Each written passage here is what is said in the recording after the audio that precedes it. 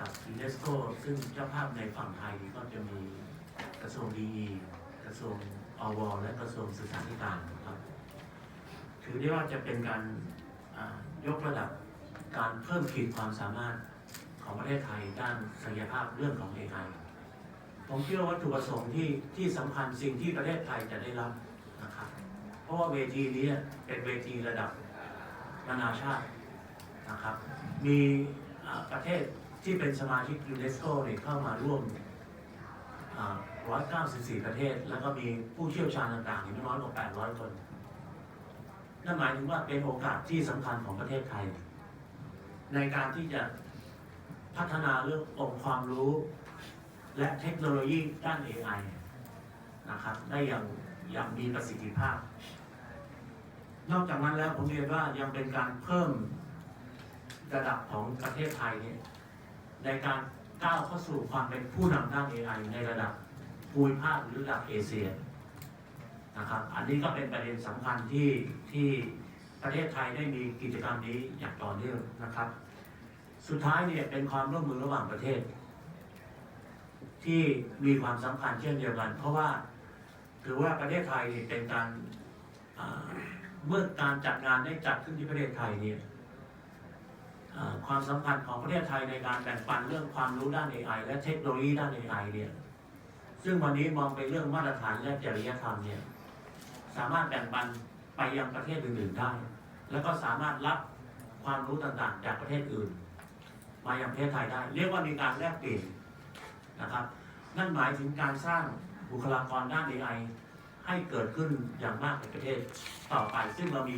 ความขาดแคลนอยู่นะครับเรื่อง AI เป็นโอกาสและความท้าทายเพราะฉะนั้นแล้ว AI นี่จะเข้ามาสนับสนุนในเรื่องโอกาสในการทำธุรกิจในเรื่องโอกาสต่างๆอีกหลายอย่างทั้งภาคการเกษตรภาคอุตสาหกรรมการลงทุนและก็เรื่องอื่นนะครับเพราะฉะนั้นเนี่ยในอนาคตเนี่ย AI จะเป็นเครื่องมือทางเทคโนโลยีดิจิทัลที่มีความสำคัญนะครับซึ่งขณะนี้เนี่ยประเทศไทยเนี่ยได้มีการทำมาตรฐานเรื่อง AI ขึ้นมาแล้วนะครับโดยเอฟด้าเนี่ย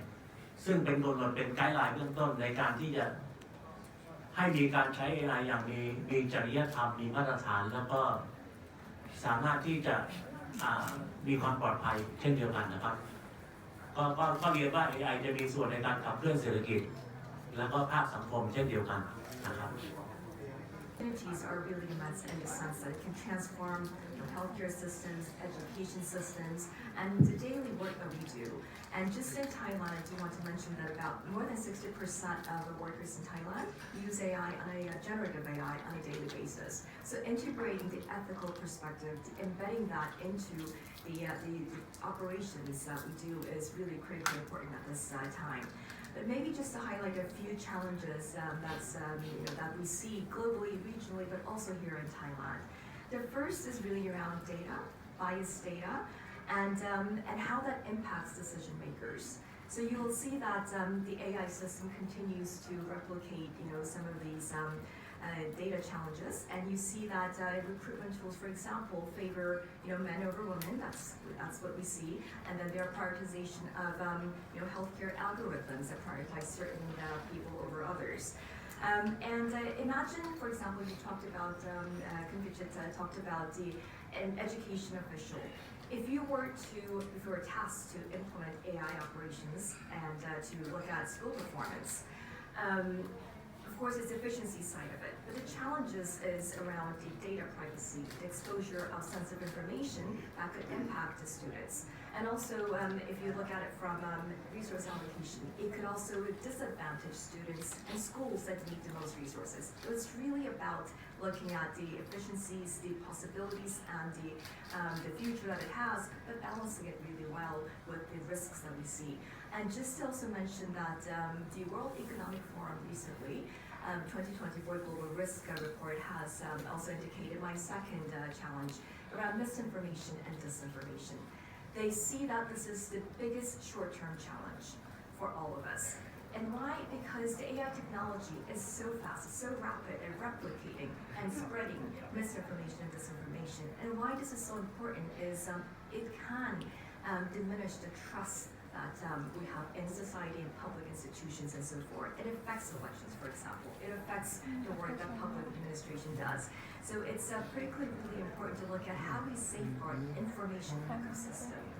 Now, the third point goes to the regulations, the governance structures. We have many global frameworks. We have Thailand has a national AI strategy. Other ASEAN countries have that as well. The ASEAN digital ministers have also come up with AI technology framework and AI governance framework. However, what's important is how they speak to each other. How do we bring them so that the universality, the principles that are embedded, the human rights-based principles are coming to play and ensuring that it doesn't benefit just one group, but it really looks at everyone, so no one is left behind. The voices of every region is heard, the voices of everyone